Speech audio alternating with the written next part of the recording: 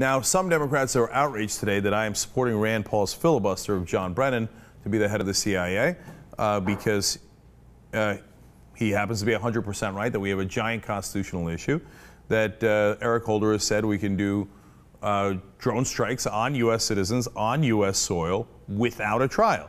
Now, if you are an actual progressive or a liberal, you would find that outrageous and clearly and obviously unconstitutional, as some of you have.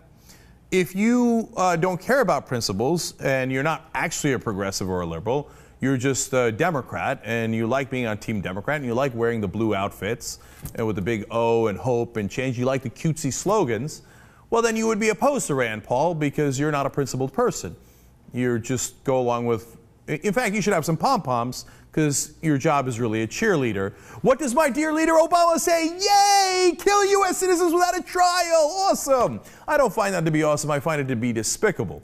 So I will go as far as saying I am really glad that Rand Paul, who I disagree with 90% of the time, has won that seat in Kentucky. Now, if a Democrat had won that seat, do you think they would have led a filibuster against President Obama's unconstitutional actions? You know the answer to that. Hell no. And as much as I disagree with Rand Paul on so many different issues, what he's doing here is monumentally important. So, without further ado, let's hear from Rand Paul. The fact that the Obama administration has told a U.S. senator that there is a circumstance where the government could target and kill an American citizen on American soil without charge and without trial is a stark example of an imperial presidency. If there were an ounce of courage in this body, I would be joined by many other senators saying that they will not tolerate this, that we will come together today in bipartisan fashion and tell the president, tell any president, that no president will ever have the authority to kill Americans without a trial. Damn straight. He's 100% right about that. As we are live on the air right now, he's in his 10th hour of his filibuster. And how many senators have joined him? 7 others, including only one Democrat, Ron White. Once again, missing in action are all those so-called progressive Democrats like Bernie Sanders, Elizabeth Warren, etc. So now Rand Paul explains, where is President Obama of all people, but of 2007? Great point here. I'm a Republican. I didn't vote or support the president either time. But I admired him, particularly in 2007 when he ran. I admired his ability to stand up and say, we won't torture people. That's not what America does. How does the president's mind work, though? The president that seems so honorable, seems so concerned with our rights, seems so concerned with the right not to have your phone be tapped, now says he's not concerned with whether you can be killed without a trial? Where is the Barack Obama of 2007? Great question. Well, that Barack Obama no longer exists, if it ever existed. One possible theory is that he was lying all along and didn't care about the wiretapping. In fact, we know that he gave a pass to the big telecom companies. During the primaries against Hillary Clinton, he said, oh, I'm going to filibuster and I'm not going to let them get away with it. And then after the primaries were over, he said, I'm going to let them get away with it.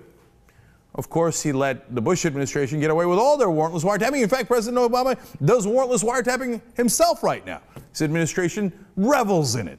The indefinite detentions, well, he just signed the National Defense Authorization Act, which allows for the indefinite detention of U.S. citizens by the military, let alone non-U.S. citizens. And now he is out Cheney, and he says, I can execute U.S. citizens on U.S. soil. Due process be damned. What happened to Obama of 2007? Was he a liar, or did he somehow change? I doubt we'll get an answer from the president on that either. Doesn't seem very open, although, of course, he is running the most transparent administration in history. Laugh along with me. One more great quote from Rand Paul. Now, when the president says he doesn't intend to do so, you really have to think that through. He wants us to remember and think good of him because he says, I don't intend to do so. Well, it's not enough. I mean, would you tolerate a Republican who stood up and said, well, I like the First Amendment. I'm quite fond of the First Amendment. And I don't intend to break the First Amendment, but I might. Would conservatives tolerate someone who said, I like the Second Amendment? I think it's important, and I'm for gun ownership, and I don't intend to violate the Second Amendment, but I might.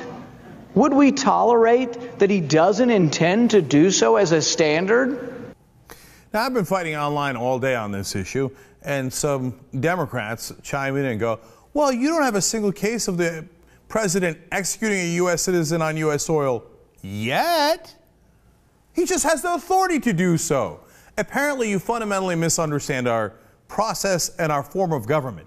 You don't just give the president the right to do that and then hope he doesn't use it. Well, why don't we just have a king instead and give him all of those rights? In fact, the Magna Carta was designed to make sure the king didn't have those specific rights. We're going back now in history past the Magna Carta. This is one of the foundations of Western democracy.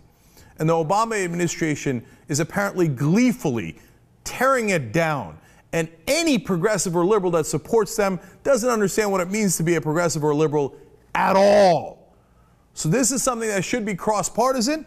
Libertarians like Rand Paul, conservatives who care about the Constitution, and liberals, we should all agree on this. But since Bush did it and Obama did it, unfortunately, most of the country agrees, the Constitution be damned, because our team leaders told us it was okay. I love that Rand Paul says it is not okay.